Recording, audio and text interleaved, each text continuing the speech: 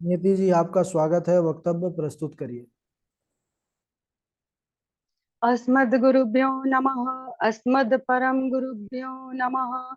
अस्मद् सर्वगुरुभ्यो नमः। श्री राधा कृष्णाभ्याय नमः। नमः श्रीमते रामानुजाय नमः। लंबोदरम परम सुंदरमेकदंतम पीतांबरम त्रिनयनम परमं पवित्रम् उदयद्दिवाकरनिभोज्वलकान्तिकान्तम् विघ्नेश्वरं सकलविघ्नहरं नमामि। शरीरं स्वरूपं ततो वा कलत्रं यशच्चारुचित्रं धनं मेरुतुल्यं मनश्चेन लग्नं श्रीगुरुरन्ध्रपद्मे तथा किं तथा किं तथा किं तथा किं नारायणं नमस्कृत्य नरं चैव नरोत्तमं देवीं सरस्वतीं व्यासं ततो जयमुदीरयेत्। जयतु देवो देवकी नन्दनोऽयं। जयतु कृष्णो वंश प्रदीपः। जयतु मेघश्यामलांग कोमलांग। जयतु पृथ्वी भरनाशो मुकुन्दा। कृष्णाय त्वदीय पद पंकज पंजरान्ते अदेव मे विशतु मानस राजहंसा। प्राण प्रयाण समय कफवात पित्तये कंठावरोधन विधो स्मरणं कुतस्ते। बर्हा पीडं नटवर वपु कर्णियो कर्णिकारं विभद्रवासा कनककिशं वैजन्ती च मालम्। रन्ध्रान् वेणोरधरसुधया पूरयन् गोपुरमुन्दे वृन्दावरण्यं स्वपदरम्नं प्राविशत गीतकीर्ति। करारविन्देन पदारविन्दं मुखारविन्दे विनिवेशयन्तं वटे पुत्रस्य पुटे शयानं बालं मुकुन्दं मनसा स्मरामि। रामाय रामभद्राय रामचन्द्राय वेदसे रघुनाथाय नाथाय सीताया पतये नमः। अञ्जनानन्दनं वीरं जानकी शोकनाशनं कपीक्षमक्षहन्तारं वन्दे लङ्काभयङ्करम्। मूकं करोति वाचालं पङ्गुलङ्घयते गिरिं यत्कृपातमहं वन्दे परमानन्दमाधवम्। जय जय श्री राधारमण जय जय नवल किशोर जय गोपी चित चोर प्रभु जय जय माखन चोर। भक्त भक्ति भगवंत गुरु चतुर नाम बपु एक। इनके पद वंदन किए नासक विघ्न अनेक। अनंत कोटि ब्रह्मांड नायक अचिंत्य कल्याण गुणगण निधान सर्वेश्वर सर्वाधिपति अकारण करुणा वरुणालय अकारण करुणा कारक सकल जन कलशप हारक परात्पर पर ब्रह्म अनंत कोटि निर्गुण निराकार सगुण साकार सच्चिदानंद घट परमात्मा श्री कृष्ण एवं राधा रानी जी के युगल चरण अरविंदम दासी का बारंबार प्रणाम। भगवत भक्त भगवत भागवत कथा अनुरागी सज्जनों भक्तमय मातृशक्ति भगिनी बांधवों को कोटि कोटि प्रणाम। सिया राम मैं सब जग जानी करहु प्रणाम जोर जुग पानी। पिछले वक्तत्व में हमने देखा था कि व्यास मुनि जी ने परमहंस की परम सविता भागवत महापुराण की रचना की। उसके तत्पश्चात फिर सोनकादि ऋषि नैमिषारण्य में कथा चल रही है सुज्जी गोस्वामी और सोनकादि ऋषियों के बीच में। सोनकादि ऋषि अब सुज्जी गोस्वामी से आगे पूछते हैं कि सुखदेव मुनि के बारे में पूछते हैं कि सुखदेव मुनि तो कुरु जंगल में देश में पहुंच पर हस्तिनापुर में गूंगे तो सब पागल के जैसे विचरित करते होंगे, तो फिर वो तो नगर वासियों ने सुखदेव मुनि को कैसे पहचाना? और राजा परीक्षित जी और सुखदेव मुनि का उन्हीं की भेंट कैसे हुई? और सुखदेव मुनि तो जन्म पश्चात ही उन्होंने संन्यास ग्रहण किया था, तो वन के लिए संन्यास से चले गए थे। फिर उन्होंने भागवत महापुराण का इसका श्रवण श्रवण और अध्ययन क्यों किया?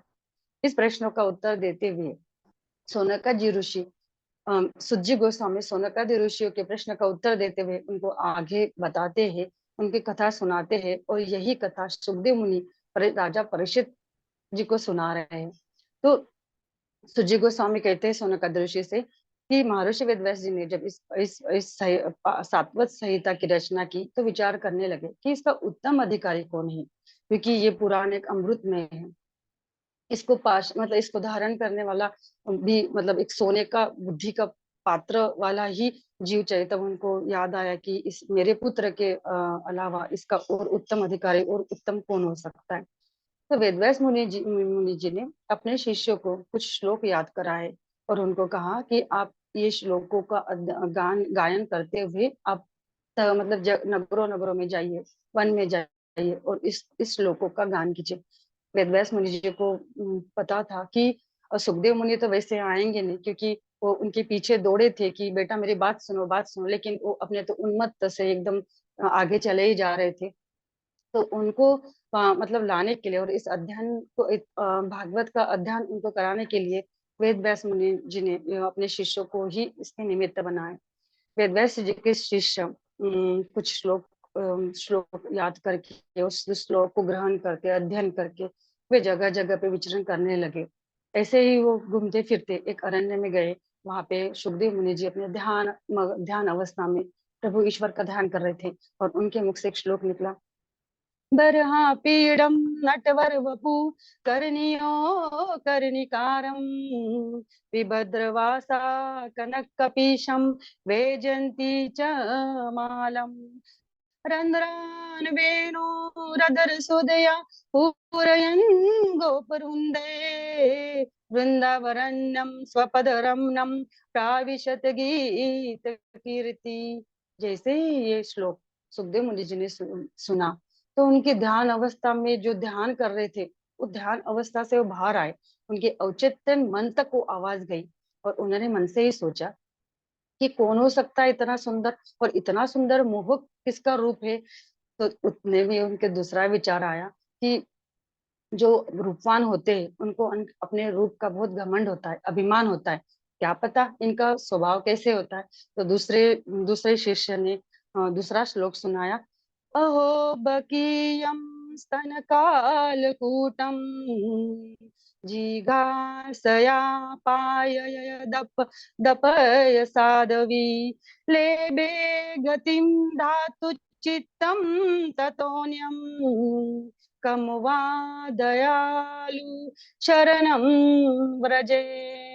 इस श्लोक को सुन के ही भगवान के स्वभाव के बारे में वर्णन किया गया है कि अहो भक्त की दैत्य की बहन जो पूतना थी तो कृष्ण को मारने के लिए कालकुट जहर लगाकर आई थी, परंतु भगवान की कृपा तो देखो ऐसी कि उनको भी उन्होंने माता की गति प्रदान की। तो जैसे ही सुखदेव मुनि ने सुना तो उन्होंने सोचा कि मैं तो माया जीत, इस संसार में ऐसा कौन है कि जो मतलब मुझ जैसे जीव को भी आकर्षित कर रहा है, उनका उनका रूप आकर्षित कर रहा है, उनका स्वभाव आकर्षित कर रहा है। भगवान ने तो मुझे वरदान दिया है कि इसकी माया आपको विचलित नहीं करेगी, या माया के प्रभाव में आप अभाव में नहीं आएंगे। तो उनका मन इतना विचलित हुआ कि इतना सुंदर कौन हो सकता है, और इतना सुंदर भी है और जिसका स्वभाव इतना है कि मतलब अपकारी के ऊपर भी उपकार करना, ये निश्चित ही कुछ ब्रह्म तत्व का कुछ ये है। और ऐसे ही उनके पास जाते हैं और उस शिष्य को पूछते हैं कि हम और आपसे सुनना चाहते हैं, इस अमृत पान को और ग्रहण करना चाहते हैं, कृपा करके आप हमें और श्लोक सुनाइए।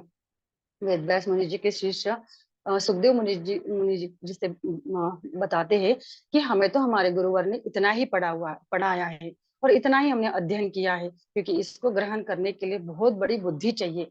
और हमारी बुद्धि के हिसाब से जो हमने श्रवण किया है उसी का हम गायन करते हैं। अगर आपको सुनना है और आपको और इसके उसके बारे में जानना है तो आप हमारे गुरुदेव के पास चलिए। तो सुखदेव मुनि बहुत कौतूहल से पूछते हैं उनको कि कौन है आपके गुरुदेव और किनके पास इतना अमूल भंडारा है, इतना खजाना है। तो वेदव्यास मुनि जी के शिष्य जी वेदव्यास मुनि जी का नाम कथन करते, तो वो सुनने के बाद सुखदेव मुनि को बहुत आनंद होता है कि ये तो मेरे लौकिक पिता है और पिता के संपत्ति के ऊपर वैसे ही पुत्र का अधिकार है। तो उनके लिए तो ये मतलब बहुत खुशी की बात होती है और चल पड़ते हैं दौड़ते दौड़ते अपने अपने पिता के पास। वेद व्यास मुनि जब देखते हैं कि सुखदेव मुनि का आगमन होता है तो वेद व्यास मुनि बहुत खुश होते हैं, बहुत अत्यंत उनको आनंद होता है, क्योंकि वही वेद व्यास मुनि जी है कि जो दुख से कातुर होके जब वो सन्यास के लिए सुखदेव मुनि जा रहे थे तो वो उनके पीछे पीछे दौड़ के उनको रुकने के लिए या उनकी सवार पाने के लिए तो मतलब वो दुखी हो रहे थे। और जैसे ही वृक्षवेली ने और उनको अवगत कराया कि उनके ज्ञान के बारे में, तब वो शांत चित्त होके लौट गए। लेकिन उनके मन में खिन्न था, एक प्रसन्नता थी। लेकिन देखिए भागवत महापुराण का एक मतलब एक प्राप्ति कि वेदव्यास मुनि जी को भी सबसे प्रथम प्राप्ति भागवत से यही मिली कि उनका जो पुत्र था, जो समदर्शी था, जो भेदभाव रहित, मतलब इतना मायाजीत था कि जिसको कोई भी माया ग्रहण नहीं कर सकता, माया के अभाव में नहीं आ सकते। वैसे वैसे सुखदेव मुनि अपने पिता के पास लौट आते हैं।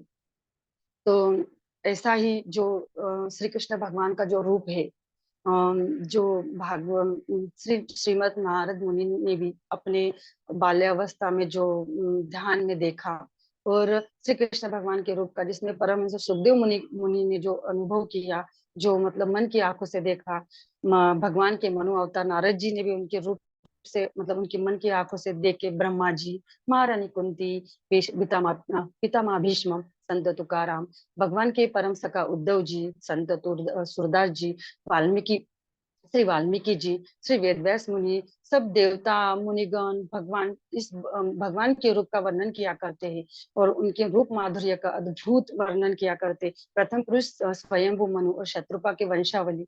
और मित्रों, भक्तों, भागवत कथा के प्रथम स्कंद से लेके महात्मा से लेके तो 8वें स्कंद तक हर अध्याय में, हर स्कंद में भगवान के रूप माधुर्य, भगवान के अंग और प्रत्यंग का वर्णन किया है, उनकी महिमा बताई गई है। तो आज हम सब भक्तगण भगवान की इस रूप माधुर्य को आज अपने मन की आंखों से अपने सब हर भक्त आज श्री कृष्ण भगवान को देखेंगे। और आज जाते जाते बस भगवान का रूप और भगवान का अलौकिक जो रूप है, जो आभा मंडल है,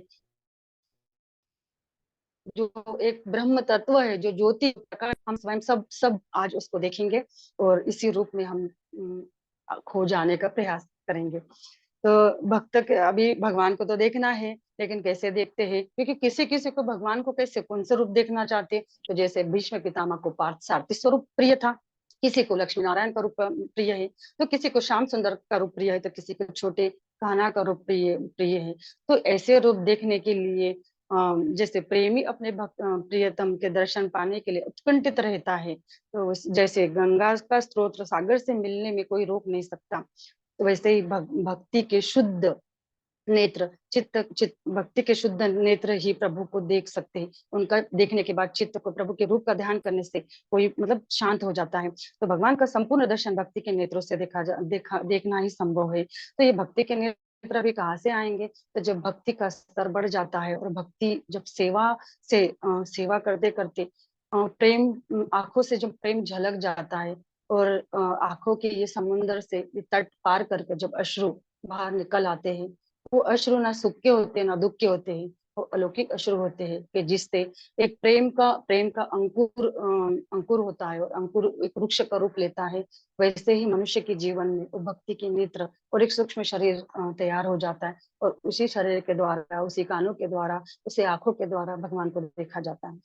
देखा जा सकता है। और साक्षात भगवान साक्षात होता है, मतलब साक्षात्कार होता है, प्रत्यक्ष भगवान सामने सामने आते। इसके लिए मन से उनकी बातें करनी होती है, वो मन क्रिएट करने के लिए उनकी भक्ति करनी पड़ती है, और भक्ति से ही वो नेत्र, वो मन, वो कान प्राप्त होते हैं। तो भगवान भगवान का ऐश्वर्य तो समुद्र के समान है, अगाध है, अवर्णनीय है, जिसका कोई वर्णन नहीं कर सकते। श्री कृष्ण का अंग प्रत्यंग का मतलब अपार माधुर्य है। उनकी मंद मुस्कान से ही उनका नाम मनमोहन है। कृष्ण एक चुंबक है, और समस्त जीव लोह के समान है। और कृष्ण का अर्थ ही होता है कि आकर्षित, हर जीवों को, हर इनको आकर्षित करते हैं। तो ऐसे लावण्य निधि को देखकर सभी जीव प्राण प्राण ग्रहण करते। शास्त्रों में तो श्री कृष्ण भगवान के वर्णन का अलग अलग वर्णन किया हुआ है। श्री कृष्ण भगवान के भिन्न भिन्न भगवान को श्री कृष्ण भगवान को भिन्न भिन्न वस्त्र पहनना, आभूषण पहनना, मतलब सुसज्जित करना, ये उनको श्री कृष्ण भगवान को भी बहुत पसंद है। विभिन्न उनकी वेशभूषाएं धारण करना उनको अत्यंत प्रिय है। अंग प्रत्यंग को सजाना, वेशभूषा, और उनका एक गुण है कि उनको स्वयं का साज श्रृंगार करना भी उनको बहुत पसंद है, आनंद होता है, क्योंकि श्री कृष्ण भगवान भी खुद अपने रूप से ही मोहित हो जाते हैं। तो भगवान के चरणों का भी हम वर्णन करेंगे कि भगवान के चरण कैसे हैं, भगवान के चरणों में क्या है, कौन सा ऐसा अभी मतलब खजाना है, और कौन सा ऐसा स्रोत है, और कैसे ब्रह्मांड की कोई शक्ति है कि, और इससे एक जीवों को क्या प्राप्त होता है, और उसका किस प्रकार ध्यान किया जाता है, इसका वर्णन। तो भगवान के जो चरण है, तो तलवे में भिन्न भिन्न चिन्ह अंकित है। दाहिने चरण में 11 चिन्ह, और अम, और बाएं चरण में 8 चिन्ह, ऐसे 19 चिन्ह भगवान के चरण में स्थित है। भगवान के पैर के अंगूठे के मूल के नीचे एक जौ का चिन्ह है, उसके नीचे ही एक चक्र है, और चक्र के नीचे एक छत्र है। एक ऊर्ध्व रेखा जो पाव के मध्य से प्रारंभ होती है, और मध्यमा अंगूठा और प्रथम उंगली के बीच में वो समाप्त होती है। उसके नीचे कमल पुष्प है। कमल पुष्प के नीचे एक लहराता हुआ ध्वज है। कनिष्ठा के नीचे एक अंकुश है, और उसके नीचे ही वज्र है। एड़ी पर अष्टभुजा है, और उसके चारों दिशा में स्वस्तिक है, और दो हर स्वस्तिक के बीच में एक जम्बू फल है। तो ऐसे ही भगवान के मतलब चरणों में ये चिन्ह है। अब इस चिन्ह का जीवों का क्या लाभ है? तो कमल पुष्प ये दर्शाता है कि श्री कृष्ण के चरण बहुत कोमल है। कमल की पंखुड़िया से ही मतलब उनकी तुलना एक कमल की पंखुड़िया से की जाती है। भवसागर पार कराने के लिए कमल चिन्ह का ध्यान करने से भगवान इस भव सागर को पार किया जाता है। जब तक प्रेम रूपी जल का प्रादुर्भाव हृदय में नहीं होता है, तब तक श्री कृष्ण के चरण हृदय में प्रकट नहीं होते। ध्वज विजय प्रदान करता है। जैसे श्री कृष्ण के चरणों का ध्यान करते हैं, उसमें ध्वज का ध्यान करते हैं, तो हमें जीवों को विजय प्रदान होता है, विजय प्रदान होते हैं, और सब भय से भगवान रक्षा करते हैं। वज्र जो पूर्व जन्म के विकर्म है, जो पापों का बोझा, जो पर्वत है, वो वज्र जैसे वज्र के भस्मीभूत, वो अपने विकार भगवान भस्मीभूत करके हमें उस पापों से मुक्त करते। अंकुश मन को नियंत्रित कर सदैव उचित मार्ग पे रखता है। जव का ध्यान करने से एक बार अगर जीव कृष्ण के चरणों का शरण ग्रहण करते हैं, तो उनको अनेक जन्म एवं मृत्यु का प्रभाव जौ के दाने के समान छोटा हो जाता है। ऊर्ध्व रेखा श्री कृष्ण के चरणों को दृढ़ता से पकड़ते रहने से जीवन की रेखा पकड़ रखी, जैसे जैसे कि मानो कि जीवन की रेखा पकड़ के रखिए। उच्च लोगों में प्रवास होता है, और जिनका कभी भी पतन नहीं हो सकता। छत्र छत्र का ध्यान करने से या श्री कृष्ण भगवान के चरणों में शरण ग्रहण करने से करने वालों को निरंतर बरसाने वाले भौतिक क्लेशों से रक्षण प्राप्त होता है, आश्रय मिलता है। स्वस्तिक स्वस्तिक का तो हम सर्वमंगल के लिए स्वस्तिक हम बनाते हैं। तो स्वस्तिक का ध्यान करना से सर्वत्र मंगल ही मंगल होता है। भक्त उस श्री कृष्ण के भक्त का कभी अमंगल नहीं हो सकता। जम्बू फल जम्बू फल का ध्यान करने से भक्तों को भक्ति का रंग चढ़ जाता है। अष्टकोण श्री कृष्ण की आराधना से अष्ट दिशा से रक्षण होती है, और अष्ट शक्ति की सिद्धि प्राप्त होती है। तो ऐसे ही कृष्ण के चिन्हों को ध्यान करने से हम जीवों को बाएं चरण में श्री कृष्ण के अंगूठे के नीचे एक शंख है, मध्यमा के नीचे दो उड़ित अंबर शोभायमान है, और उसके नीचे ही चार कुंभों से घिरा हुआ त्रिकोण, त्रिकोण के नीचे ही अर्धचंद्र है, और एड़ी पर मीन है, मतलब मत्स्य का निशान है। शंख, हर प्रकार की क्लेशों से शंख का ध्यान करने से जीवों के हर प्रकार के क्लेशों से नाश रक्षा होती है। अंबर, श्री कृष्ण भगवान के चरण सर्वव्यापी है, प्रत्येक जड़ व चेतन के अंदर तथा बाहर स्थित है। अंबर की भांति अनासक्त है तो भक्त भी अनासक्त होते, मतलब उनकी आसक्ति मिट जाती है। धनु, भक्त श्री कृष्ण भक्त के चरणों का आश्रय लेने से चिंता और कठिनाई से मुक्त हो जाते। गोष्पद, गोष्पद, गोष्पद का ध्यान करने से हर भवसागर बछड़े के खुर के चिन्ह के भांति जल के तुल्य तुच्छ मतलब लघु छोटा हो जाता है, और अत्यंत सरल तरीके से हम जीवन को पार कर सकते। त्रिकोण, त्रिगुणमयी माया से रक्षण होता है। कलश, अमृतमय कलश से ज्ञान की वृद्धि होती है। अमृत मतलब शरणा, कृष्ण को शरण जाने से वो श्री कृष्ण ज्ञान का अमृत पान कराते हैं। अर्धचंद्र, अर्धचंद्र को तो मन मन के देवता कहा जाता है, और भगवान शिव के माथे पे भी अर्धचंद्र है, तो मन को नियंत्रित करने की शक्ति मिलती है।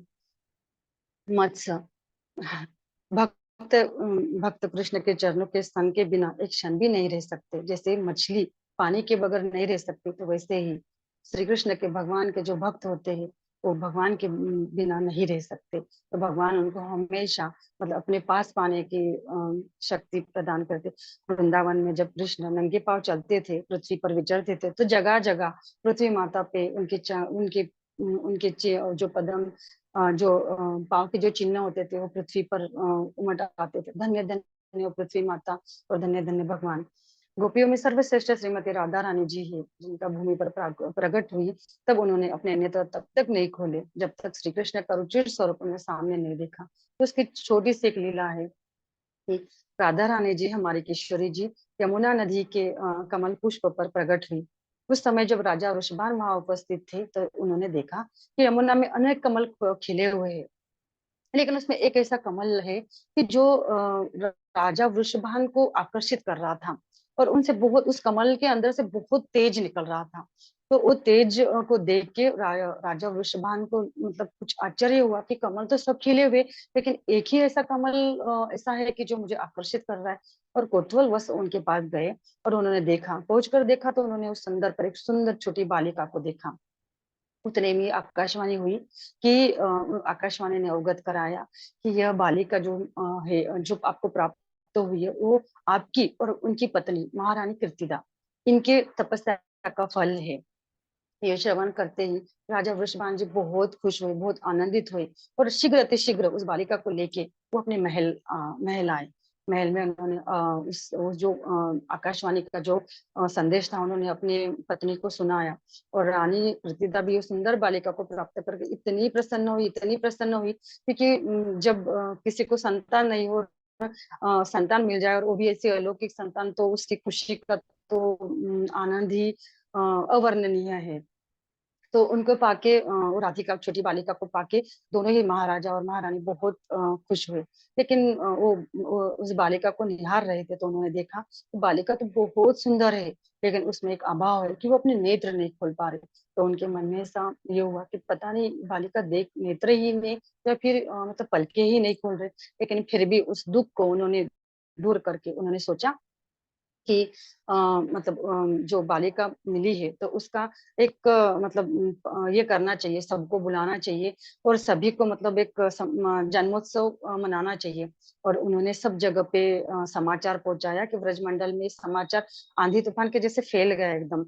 और सब नगरों से गांव, सब सब गांवों से लोग, सब जगह से लोगों बालिका को देखने के लिए आ गए, क्योंकि प्रकट हुई हुई बालिका थी, तो सबसे कौतूहल था कैसे क्या है, तो सब जगह से मतलब वह लोग रावल पहुंचने लगे। तो कृष्ण बलराम को लेकर नंद बाबा भी, यशोदा, रोहिणी इत्यादि गोकुलवास में भी वहां वो पहुंचे। तो जन्मोत्सव के अवसर पे राधिका को बहुत अच्छे से सजाया था और पालने में लिटाया था।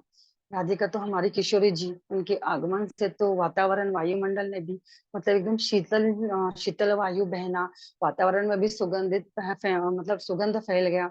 सब जगह पे पताकों से सुशोभित किया गया था। राजवाड़ा तो जैसा ऐसा लग रहा था कि जो सामग्री से उनको सुशोभित किया था, लेकिन राधा रानी जी का तेज ही ऐसा था कि हर जीव को आनंद का और आत्मिक स्थिति का अनुभव होता था। तो वातावरण इतना दिव्य हो गया और महोत्सव में उपस्थित होने वाले समस्त समस्त लोग बहुत आनंदित हो गए। और सब लोग पालने के पास जाते थे जहाँ पे राधा रानी को रखा था, और सब लोग देखते थे, कुछ ना कुछ भेंट बधाई देते थे, और बहुत आश्चर्य से वो छोटी बालिका को देखते थे और बहुत आनंदित होते थे। तो श्री कृष्ण छोटे थे, वो एक दूर से खड़े होकर देख रहे थे कि सभी लोग वो पालने के पास क्यों जा रहे हैं और जाके वो क्या देख रहे हैं, पालने में क्या है। तो फिर वो उन्होंने सोचा, छोटे बचपन में उनके मन में विचार चले, और एक प्रभु की लीला ही है कि मुझे भी जाके वो देखना चाहिए कि पालने में क्या है। और वो छोटे थे, दौड़ते दौड़ते अपने घुटनों के बल पालने के पास गए। पालना उनके कद से थोड़ा ऊंचा था, तो उन्होंने बहुत कठिनाई से वो पालने के पास गए और पहुंच गए अपने गंतव्य तक, तो वो पहुंच गए। और पालने के निकट जाके उन्होंने पालने में देखा, और जैसे ही उन्होंने झांका, तो प्रभु का मुखमंडल जब किशोरी जी राधा रानी जी के मुखमंडल के सामने आया, और किशोरी जी ने नेत्र खोल दिए। क्योंकि वो मतलब ये बच्चे नेत्रहीन थे। राजा रानी किशोरी जी का एक संकल्प था कि जैसे ही मैं पृथ्वी पर धरा पर मैं मतलब जन्म लूंगी, तो मैं सबसे पहले अपनी आंखों से श्री कृष्ण को ही देखूंगी। तो राधा रानी जी श्री कृष्ण के सर्वोत्तम भक्त है, और स्वयं के उदाहरण से हमें शिक्षा देती है कि हमें हर रोज कृष्ण के रूप को निहारना चाहिए, उनका दर्शन करना चाहिए, उनका ध्यान करना चाहिए, और ध्यान करते करते मतलब उनके हर एक रूप को देखते देखते वो अलौकिक दिशा में जीवन बढ़ाना चाहिए। तो भगवान का वो जो रूप है, जो ब्रह्म ज्योति का स्रोत है, अव्यक्त से व्यक्त उत्पन्न होता है, निराकार ब्रह्म परम सत्य, सत्य की उच्च और अंतिम अवस्था है। यहाँ पे प्रश्न आता है कि भगवान का एक रूप निर्गुण भी होता है, सगुण भी होता है। प्रश्न आता है कि निर्गुण उपासना करनी चाहिए, सगुण उपासना करनी चाहिए, साकार रूप में उनको दिखना चाहिए। अब मन की आंख है तो कौन सा निराकार रूप देखे या साकार रूप देखे। तो निराकार और साकार का भ्रम एक छोटा सा एग्जाम्पल से, जैसे एक गर्भवती माता है, उनके गर्भ में शिशु है, लेकिन वो माता को अनुभूति होती है कि उसके गर्भ में शिशु है, उसका वैसे ही लालन पालन करती है, उसका वैसे ही ख्याल करती है, मतलब उसके साथ बात करती है, उसका होने का एहसास है, उसके साथ ही वो अंग जुड़ा हुआ है। वो उसको देख नहीं सकती, उसको सुन नहीं सकती, लेकिन सिर्फ अपने मन की आंखों से, अपने शरीर की अवयव से उसको मतलब अनुभव कर सकती है।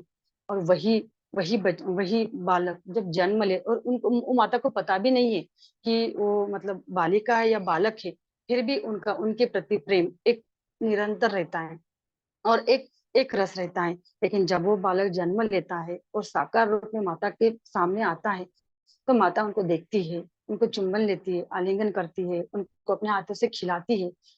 तो अगर देखा जाए तो साकार यही साकार रूप है कि जो आंखों से देख रही बच्चा तो वही है, कि गर्भ में भी उनका वही था, लेकिन उनके प्रति उनकी प्रेम और आसक्ति भी वही थी, और जो बच्चे ने जन्म लिया उनके प्रति भी उनका प्रेम और आसक्ति वही है।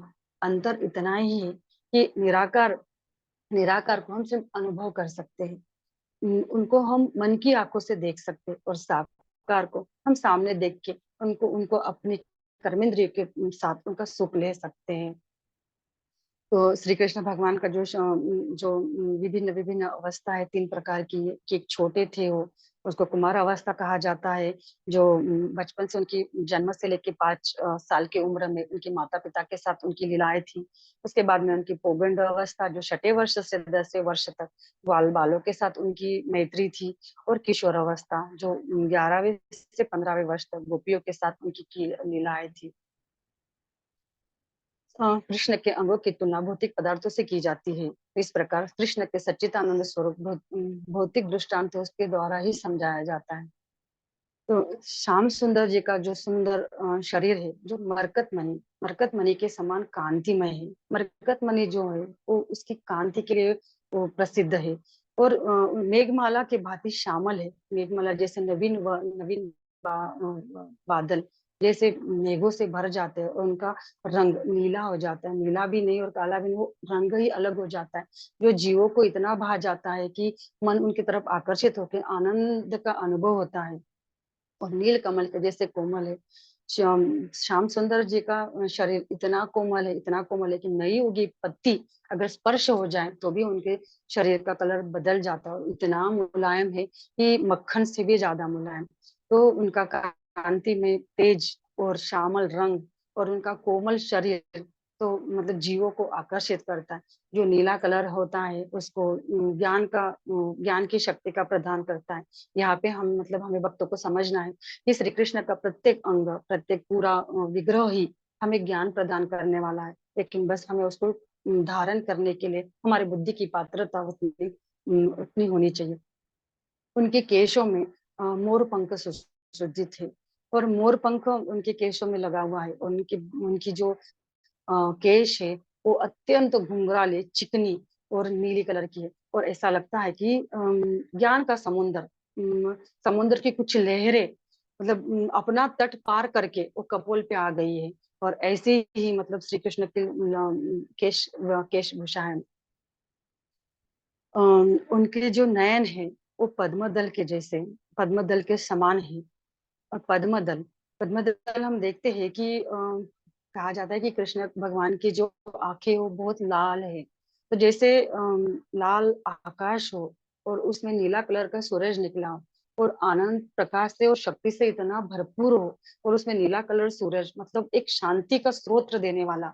ऐसा लगता है कि जब भक्तों का प्यार देख के वो अपनी तट पार ना करे, इसके लिए उनकी आंखों में जो काजल लगाई हुई है। वैसे तो काला कलर अपवित्रता के लिए मानते हैं, लेकिन काजल मतलब जैसे लगता है कि कृष्ण भगवान की दुर्गा अंतरंगा शक्ति काली मैया का मतलब ऐसा एक तटबंधन है कि उनको शक्ति प्रदान कर दे कि उनका जो आभा मंडल है वो बाहर, आंखों से बाहर मतलब वो तेज बाहर नहीं आए। तो उनके आंखों में बहुत अच्छा काजल सुशोभित है।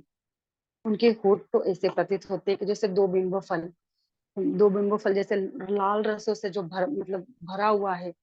तो लाल कलर तो वैसे ही शक्ति प्रदान करता है। तो उनके होठों का ध्यान करने से जीवों को शक्ति मिलती है, और वो शक्ति प्रदान होती है कि उससे ही वो सारा खजाना मतलब जो भी अवस्थाएं आती है, जो जो मतलब समस्याएं आती है, विपदाएं आती है, उनसे मतलब लड़ने के लिए हमें वो क्षमता प्राप्त होती है। तो ये भगवान के हर एक अंग अंग में एक शक्तियां है।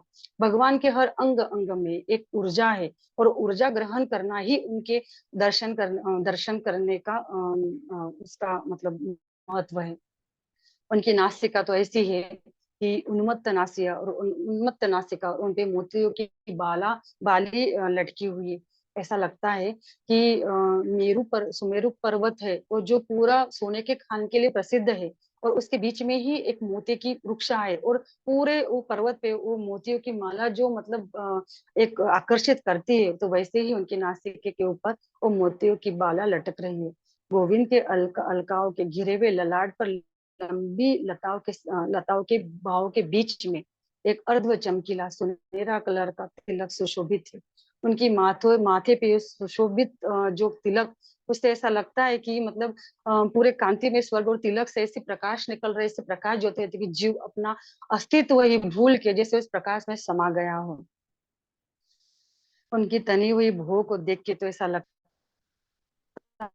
है कि कामदेव धनुष की प्रत्यंचा चढ़ा के मतलब खड़े हैं, और श्री कृष्ण भगवान अपनी मोहक मंद मुस्कान से मतलब भक्तों के ऊपर वो तीर, प्रेम के तीर छोड़ रहे हैं। उनकी घातक प्रेम बाणों की बौछार समस्त जीवों को मोह लेती है। श्री कृष्ण के दांत, होठ तथा नासिका ऐसे इतने इतने सुंदर है कि एक बार नहीं बार बार देखने का मन करता है। और उनके उनके कानों के जो कुंडल है, जो मकराकृति कुंडल, उनको देख के तो ऐसा लगता है कि उनके कपोल में दो सरोवर में दो मगरमच्छ खेल रहे हैं। और उनकी आभा मंडल से उनके कपोल इतने गुलाबी लगते हैं कि उनसे नजर ही नहीं हटती है। तो ऐसे ऐसे श्री कृष्ण भगवान के ऐसे रूप का एक शरद पूर्णिमा की चंद्र जो रहती है, उनके मतलब उनके साथ भी तुलना करी तो भी कम है। श्याम सुंदर जब हंसते हैं तो दांतों की ज्योति ऐसी लगती है कि मानो मणि और मोती एक साथ पिरोए हुए हैं। ऐसा लगता है कि लाल पुष्प पे किसी ने सुंदरता जाके बैठी है, मतलब मोतियों की माला से वो मतलब पिरोई गई है। इतनी उनके दांत भी इतने मुलायम है कि वो चाहते कि अगर कोई फल भी उनके दांतों के नीचे आए तो उसको भी कष्ट ना हो, इतने मुलायम भगवान के दांत हैं। और उनका मुख शरद कमल के पूर्णिमा के जैसे कांति में, जैसे चंद्र के समान लावण्य में। भगवान की ग्रीवा शंख तुल्य है। कहा जाता है कि शंख एक सकारात्मक शक्ति का स्रोत है, और वहां पे विशुद्ध चक्र होता है। तो कहा जाता है कि जो भी शिव जी मतलब भगवान की जो बाहर की शक्ति है, दुर्गा के जो भी नौ रूप हम भक्त मानते हैं और उनकी शक्ति प्राप्त करना चाहते हैं, तो वो कंठ में उनका स्थान होता है। तो ऐसा लगता है कि पूरी शक्तियाँ प्रकाश के रूप में उनके कंठ में झलकती है। और उनके कंठ पे एक लंबी पारिजात पुष्पों की माला है, और एक जो कल्प वृक्ष है, कल्प वृक्ष के वृक्ष की फूलों की माला उनके पाव तक मतलब बड़ी लंबी है। और दूसरी एक मोती की माला भी उनके कंठ में विरा मतलब है। ऐसा लगता है कि जैसे दो गंगा के दो स्रोत जैसे एक साथ आके मिले हुए हैं।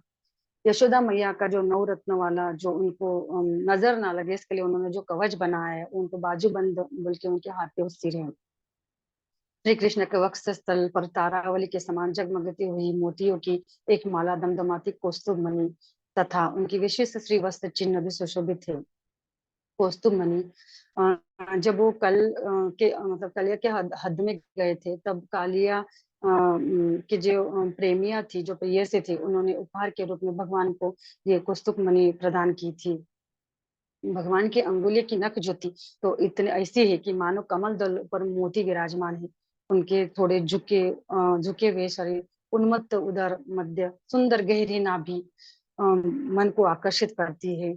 उनकी नाभि के ऊपर जाती हुई एक महीन रूपरेखा है, जो बहुत ही अलग अलग अलंकारों से, कंगनों से, हीरो से, निपुरे से, डोरियों से, रत्न जड़ित सुवर्ण मेखला से श्री कृष्ण भगवान का पूरा शरीर अलंकृत है। उनकी देह में विभिन्न विभिन्न अंगों पे आकृतियां चित्रित है। उनकी कमर में बांधा हुआ पीताम्बर ऐसे मतलब इतना इतना सुशोभित देता है। और उनका पीत वस्त्र नवीन सूर्य की किरणों के अथवा केशरी कांति के समान चमकता है। ऐसा लगता है कि पूरे विश्व को सुख में पीला कलर सुख के लिए प्रभावित करता है। तो इससे लगता है कि पूरे विश्व को श्री कृष्ण के जो भक्त है, उन्होंने उनकी पीले रंग की सुख सुख का पीताम्बर सबके ऊपर ओढ़ा दिया है। और सब उस सुख के छत्र छाए थे। जैसे भगवान ने पर्वत को उठाया था और गोकुलवासियों की रक्षा की थी, तो वैसे उनके भक्त के ऊपर वो सुख की एक आवरण मतलब छत्र जैसे बनाया हुआ है। उनकी उनकी उनकी जांघें इतनी सुदृढ़ है, और इतनी सुदृढ़ है कि उनके और नूपुर अत्यंत, उनके पाँव में एक नूपुर है, वो बहुत आकर्षित है। और उनकी जब झनक होती है तो जैसे लगता है कि हंस के बच्चों की कलरव होती है। ऐसे उनके जो जांघें है, जो पिंडलियां है, उन्होंने जैसे हाथी के केलों के खंभे का भी जैसे आकर्षण छीन लिया हो। श्री कृष्ण भगवान का रूप इतना माधुर्य है, इतना सुंदर है, इतना सुंदर है कि उपमाएं भी लज्जित हो जाती है। नंद नंदन के अंग प्रत्यंग को शोभा देखकर सूर्य भी उदित हो जाता है, चंद्रमा भी लज्जित हो जाता है, और कामदेव भी लज्जित हो जाते हैं। तो ऐसे ही श्री कृष्ण भगवान का जो रूप है, हम जो आभूषण पहनते हैं, तो वो हमारा देह सुशोभित करता है। लेकिन श्री कृष्ण भगवान का अंग इतना सुंदर है, उनके प्रकाश का स्रोत इतना ब्रह्म में ज्योति प्रकाश के जैसा है कि वो आभूषणों को सुंदर कराते हैं।